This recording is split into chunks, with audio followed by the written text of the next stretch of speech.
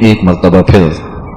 ہم ماہ سیام رمضان المبارک کا استقبال کر رہے ہیں۔ اس پر ہم اللہ کا شکر ادا کرتے ہیں کہ اللہ ایک مرتبہ پھر ہمیں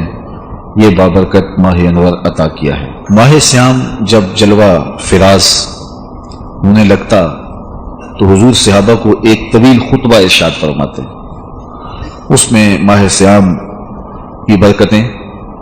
اس میں جو اللہ کی رحمتوں کا نزول ہوتا ہے اس کا ذکر، خاص طور پہ جو اجر و ثواب اس مہینے میں نیکیوں کا بڑھ جاتا ہے اس کا تذکرہ کر کے نیکی کی تحریص دلاتے، نیکی کی ترغیب دیتے۔ خود بھی حضور کثرت کے ساتھ ماہ سیام میں عبادت فرماتے اور صحابہ کو بھی اس کی ترغیب دیتے۔ حدیث میں جو لفظ آیا ہے وہ ہے شد المیزر، جس کو ہم پنجابی میں کہیں تو لنگوٹا کسنا۔ تو جب ماہ سیام آتا تو حضور کمر بستہ ہو جاتے عبادت کے لیے اور خود بھی جاگتے، اپنے اہل خانہ کو بھی بیدار کرتے، اور فرمایا کہ من صام رمضان ایمانا و احتسابا غفر له ما تقدم من ذنبہ، جس نے رمضان المبارک کے روزے محاسبہ نفس کے ساتھ اور ایمان کے ساتھ رکھے، اللہ تعالیٰ اس کے پچھلے سارے گناہ معاف فرما دے۔ کہ کتنی بڑی سعادت ہے جو روزہ دار کو نصیب ہوتی ہے۔ ہمیں ماہ سیام کے لیے اہتمام سے تیاری کرنی چاہیے۔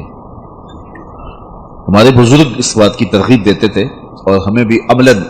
اپنی اولاد کو اس کی ترغیب دینی چاہیے کہ اپنے گھروں کی صفائی ستھرائی ماہ سیام سے قبل اہتمام سے کریں۔ اگرچہ آپ کے گھر صاف ہوں گے، بڑے خوبصورت ہوں گے، لیکن اس کے باوجود بچوں کو ساتھ شامل کر کے گھروں کو صفائی کریں اور اس نیت سے کریں اور یہ شعور بچوں کو دیں کہ یہ سب کچھ ماہ سیام کے لیے ہو رہا ہے۔ آپ کا کوئی بڑا اچھا مہمان آ رہا ہو تو آپ اس کے لیے گھر کو سنوارتے ہیں تو بچوں کے ذہن میں اس مہمان کا انتظار بڑھ جاتا ہے نفسیاتی طور پہ، اور اس انتظار کی شدت پیدا ہو جاتی ہے کہ یہ کون سا مہمان ہے کہ جس کے لیے گھر کو آراستہ کیا جا رہا ہے اور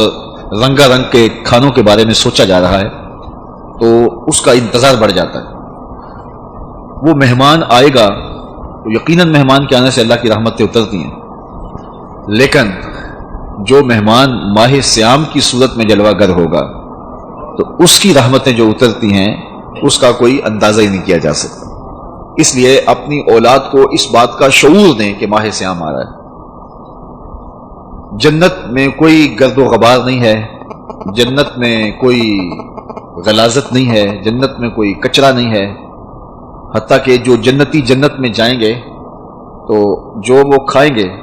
اس پر بول و براز نہیں ہوگا، پسینہ نہیں آئے گا، بلکہ وہ ایک خوشبودار ڈکار لیں گے،